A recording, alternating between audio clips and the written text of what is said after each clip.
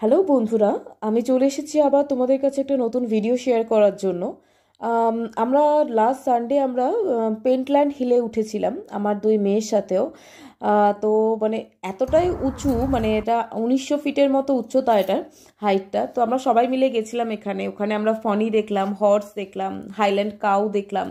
এখানকার কাউগুলো আমাদের ইন্ডিয়ান, মানে আমাদের দেশীয় গরুর মতো নয়।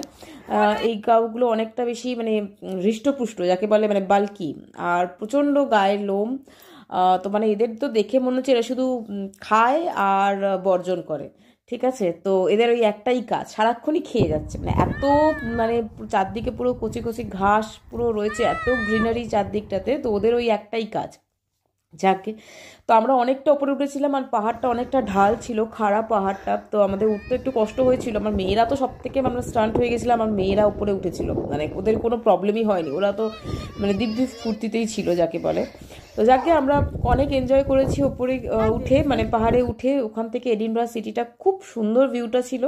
তোমাদের কেমন লাগলো? আশা করি ভালোই লাগলো। আমাকে একটু কমেন্ট করে জানিও।